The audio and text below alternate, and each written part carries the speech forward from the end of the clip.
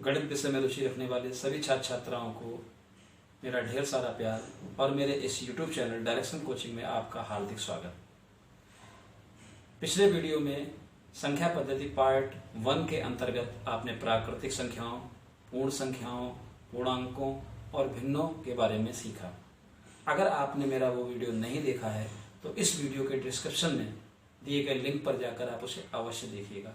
और अगर अभी तक आपने मेरे इस YouTube चैनल को सब्सक्राइब नहीं किया है और आप चाहते हैं कि आप गणित विषय के एक योग्य स्टूडेंट्स बने, आपको फार्मूले पुटअप करना आता हो, आपकी कैलकुलेशन स्ट्रांग हो, तो आप मेरे इस YouTube चैनल को अवश्य सब्सक्राइब कीजिएगा और साथ ही बेल आइकन को पुश कीजिएगा ताकि मेरे आगे आने वाले सभी वीडियो सबसे पहले आप तक पहुंचें और आपकी नॉलेज को एक हाई लेवल तक लेकर जाएं।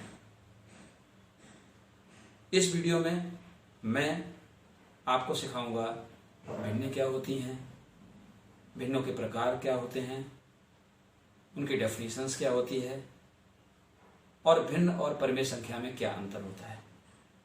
परिमेय संख्याएं क्या होती हैं, उनके गुणधर्म क्या होते हैं, दो परिमेय संख्याओं के ठीक बीच की परिमेय संख्याएं कैसे ज्ञात की जाती है, दो परिमेय संख्याओं के बीच बहुत सारी परिमेय संख्याएं कैसे ज्ञात की जाती हैं, उनके बीच अपरिमेय संख्याएं कैसे ज्ञात की जाती हैं और अपरिमेय संख्या क्या होती है तथा वास्तविक संख्याएं क्या होती हैं, इन सब के बारे में मैं आपको इस वीडियो में बताऊंगा। तो अगर आप इसको डीपली सीखना चाहते हैं तो इस वीडियो को अंत तक देखिएगा। मैं मनोज कुमार मिस एक trained graduate CTET qualified more than 30 years experience teacher हूँ, जो विगत 30 वर्षों से ऑफलाइन 6 to 10 तक के छात्र छात्राओं को गणित विषय पढ़ाता आ रहा हूँ। ऑनलाइन प्लेटफॉर्म पर आने का ये मेरा फर्स्ट चांस है, तो मैं चाहता हूँ पूरी दुनिया के छात्र छात्रा गणित विषय में बहुत ही योग्य बने। तो बिना टाइम वेस्ट किए आइए देखते हैं संख्या पद्धति पार्ट 2।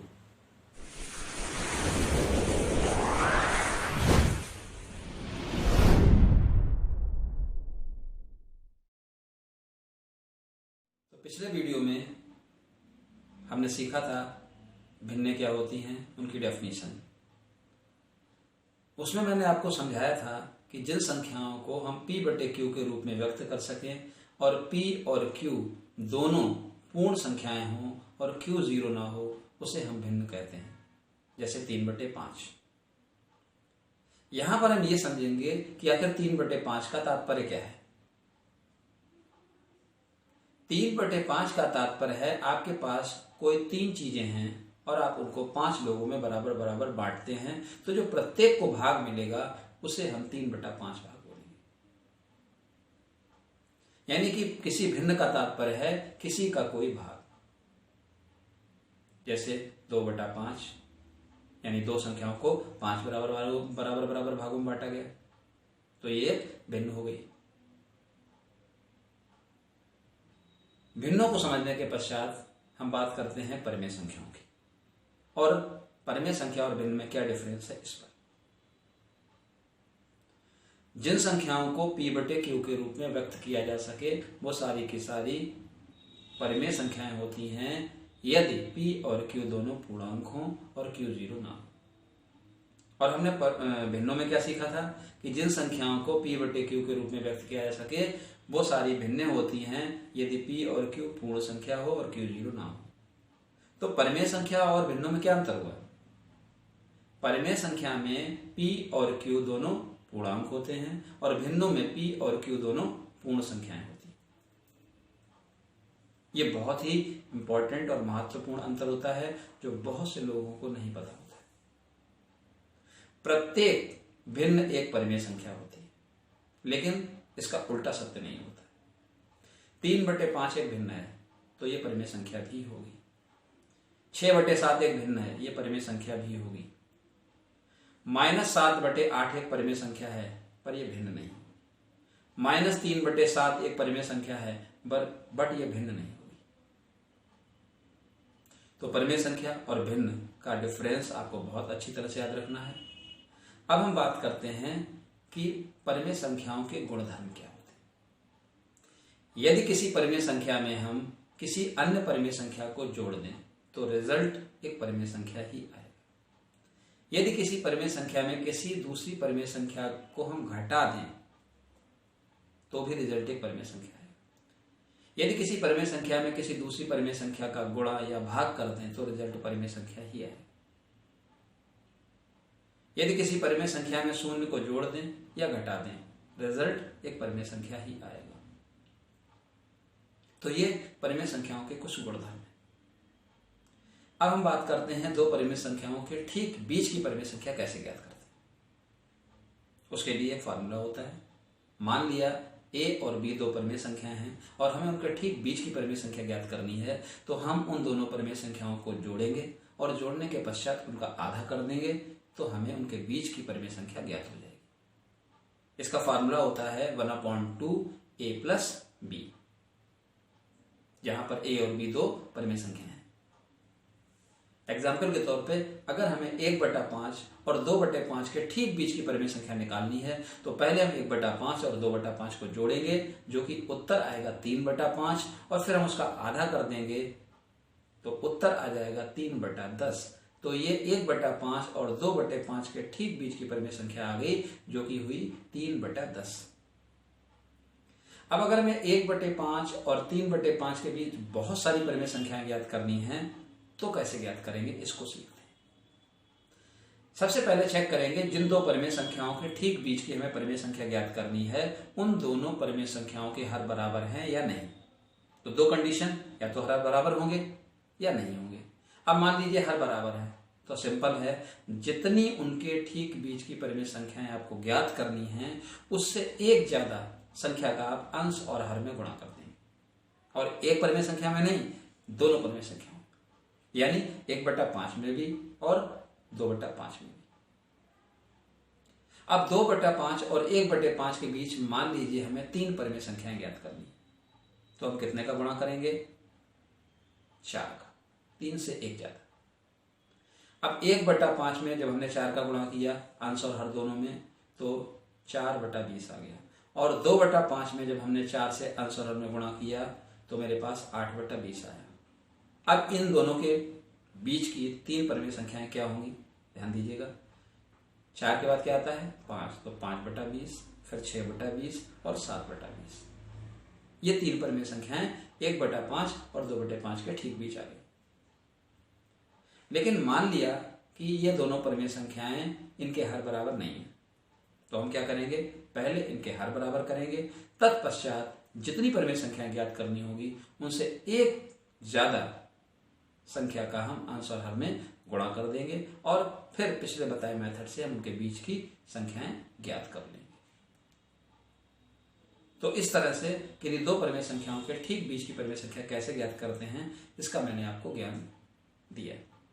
इसके बारे में कभी डिटेल से हम आपको किसी नेक्स्ट वीडियो में बताएंगे जब इसका प्रैक्टिकल कराएंगे,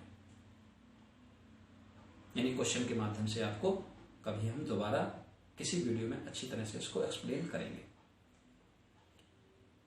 क्योंकि ये वीडियो सारी संख्याओं के बारे में डिटेल से बताने के लिए।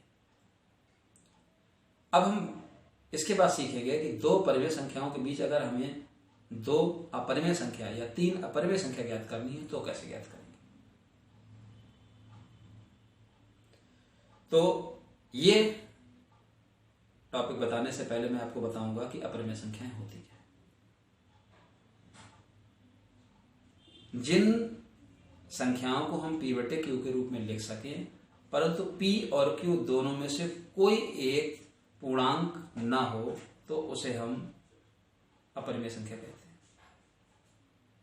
फॉर एग्जाम्पल √2, √3, √5, पाई आदि। √2 को हम √2/1 लिख सकते हैं। इसका तात्पर्य क्या हुआ कि √2 और 1 दो संख्याएं हैं जिनमें √2 एक पूर्णांक नहीं है और 1 एक पूर्णांक है, तो ये कैसी हो गई, अपरिमेय संख्या। पाई एक ऐसी अपरिमेय संख्या होती है जिसका जब हम वैल्यू रखते हैं तो वो आता है 22/7, जो कि एक परिमेय संख्या नहीं है। तो कुछ छात्र छात्रा इस बात पर मुझसे क्वेश्चन पूछते हैं कि सर पाई की वैल्यू 22/7 है, तो फिर पाई अपरिमेय संख्या की श्रेणी में कैसे आई। तो हम आपको बता दें कि पाई का एग्जैक्टली मान 22/7 नहीं होता है, ये अप्रोक्सीमेटली मान होता है, यानी लगभग। तो जब कभी कोई आपसे पूछे कि पाई क्या है तो आप कहेंगे अपरिमेय संख्या, और कोई अगर आपसे पूछे कि 22/7 क्या है तो ये एक परिमेय संख्या होती है। तो अब पीछे से लौट के आते हैं कि दो परिमेय संख्याओं के बीच में अगर हमें दो अपरिमेय संख्या ज्ञात करनी है तो कैसे निकालेंगे। तो मान लिया कि 2 और 3 के बीच हमें दो अपरिमेय संख्याएं ज्ञात करनी है, तो ध्यान से देखिए कैसे प्लॉट करते हैं। 2.01, 001, 001, 401 dash dash dash dash dash, ये आपकी पहली अपरिमेय संख्या हो गई। और 2.02, 002, 002, 402 डैश डैश डैश, ये आपकी दूसरी अपरिमेय संख्या। तो इस तरह से आप चाहें जितनी अपरिमेय संख्या प्लॉट कर सकते हैं दो परिमेय संख्याओं के बीच में। अब आपको बताते हैं अपरिमेय संख्याओं के कुछ गुणधर्म। किसी अपरिमेय संख्या में चाहे कोई परिमेय संख्या या कोई अपरिमेय संख्या जोड़ दें तो रिजल्ट एक अपरिमेय संख्या ही आता है। किसी अपरिमेय संख्या में से उसे छोड़कर कोई अन्य अपरिमेय संख्या अगर हम घटाते हैं तो उत्तर एक अपरिमेय संख्या आएगा। किसी अपरिमेय संख्या में से यदि कोई परिमेय संख्या घटाते हैं तो भी उत्तर एक अपरिमेय संख्या आएगा। किसी अपरिमेय संख्या से यदि किसी अन्य अपरिमेय संख्या का गुणा किया जाता है तो उत्तर एक अपरिमेय संख्या ही है।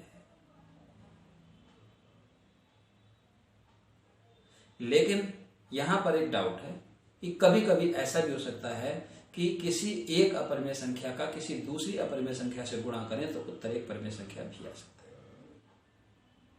तो भाग और गुणा इन दोनों में पूर्णतः ये नियम लागू नहीं होता है कि किसी अपरिमेय संख्या का भाग अगर हम किसी अपरिमेय संख्या में दें तो उत्तर एक अपरिमेय संख्या आए, या किसी अपरिमेय संख्या का गुणा किसी दूसरी अपरिमेय संख्या में करें तो उत्तर एक अपरिमेय संख्या ही आए। ये दोनों नियम गुणा और भाग में लागू नहीं होते हैं। तो कभी अपरिमेय संख्या भी आ सकता है और कभी परिमेय संख्या भी आ सकता है।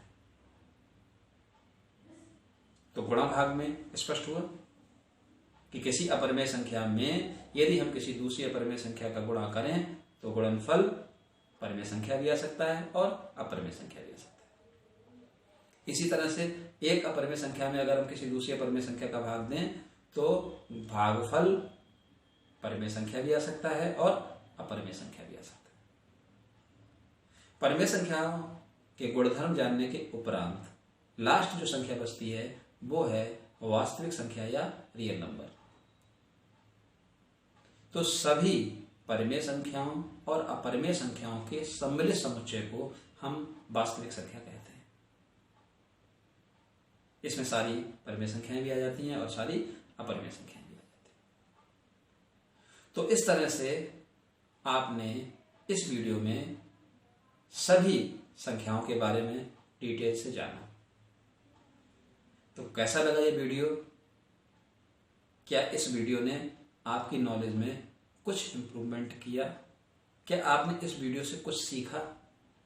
यदि हाँ तो कमेंट्स करके अवश्य बताइएगा, और यदि आपके किसी टॉपिक पर कोई डाउट रह गए हों तो भी कमेंट्स में लिखिएगा। मैं एक बात और आपसे करना चाहता हूं कि यदि ये वीडियो आपको अच्छा लगा हो तो उन छात्र छात्राओं को जिनकी गणित विषय में विशेष रुचि है, जो अपने आप को गणित का मास्टर बनाना चाहते हैं, जो जड़ से शीर्ष तक मैथमेटिक्स को विधिवत सीखना चाहते हैं, उन सबको ये वीडियो अवश्य शेयर कीजिएगा। इस तरह से आप मेरे एक मिशन में मेरे सहभागी बन जाएंगे। मेरा मिशन है अपने देश के सभी स्टूडेंट्स को फ्री ऑफ कॉस्ट शुरू से लेकर एंड तक पूरी गणित को सिखाना, उनकी कैलकुलेशन को स्ट्रॉन्ग करना, उनकी बेसिक नॉलेज को इम्प्रूव करना। तो यदि आप शेयर करते हैं तो आप मेरे साथ इस पावन कार्य में मेरे सहभागी बन जाते हैं। अगर अभी तक आप मेरे इस वीडियो पर हैं तो इसका सीधा तात्पर्य है कि आपकी गणित विषय में अगाध रुचि है। आप गणित को अच्छी तरह से सीखना और समझना चाहते हैं। आप गणित विषय के मास्टर बनना चाहते हैं। तो ऐसे छात्र छात्राओं के लिए मेरे पास एक स्पेशल गिफ्ट है। आप 6 से लेकर 10 तक किसी क्लास के स्टूडेंट्स हो, आप हिंदी मीडियम या इंग्लिश मीडियम में से किसी मीडियम से पढ़ते हो, यदि आप अपने किसी क्वेश्चंस में कोई डिफिकल्टी महसूस करते हैं तो आप इस स्क्रीन पर दिए गए व्हाट्सएप नंबर पर मुझे मैसेज कीजिएगा। मैं आपको उस क्वेश्चंस को सॉल्व करके आपके व्हाट्सएप पर सेंड कर दूंगा। क्वेश्चन टेक्स्ट के माध्यम से भी हो सकता है, और अगर आपको नहीं समझ में आए तो वीडियो क्लिप के माध्यम से भी मैं समझाने का पूरा प्रयास करूंगा, और ये मेरी गारंटी है कि आपको 100% वो क्वेश्चन समझ में आएगा। तो मिलते हैं नेक्स्ट वीडियो में। अब नेक्स्ट वीडियो में मैं आपको क्या सिखाऊंगा उसका छोटा सा परिचय दे दूं। मैं आपको सभी चिन्हों के रूल्स का ज्ञान अपने नेक्स्ट वीडियो में दूंगा। साथ ही मैं आपको विभाज्यता के नियमों का अच्छी तरह से ज्ञान कराऊंगा। यदि चिन्हों के रूल और विभाज्यता के रूल आपने अच्छी तरह से तैयार कर लिए, सीख लिए, तो कैलकुलेशन में आप एक स्टेप और ऊपर पहुंच जाएंगे। तो यदि आपको चिन्हों का रूल सीखना है, विभाज्यता के नियम जानने हैं, तो हमारे नेक्स्ट वीडियो पर आइए, जो कि 3-4 दिन में फिर रिलीज होने जा रहा है। तब तक के लिए ढेर सारा प्यार और बहुत सा आभार। मैं चाहता हूं आप सब अपने जीवन में बहुत तरक्की करें, बहुत ऊंचे जाएं, न केवल गणित विषय के एक्सपर्ट बने, बल्कि जीवन के हर क्षेत्र में, जिस क्षेत्र को भी आप चूज करें, उसके मास्टर बने। इन्हीं शुभकामनाओं के साथ मिलते हैं नेक्स्ट वीडियो में।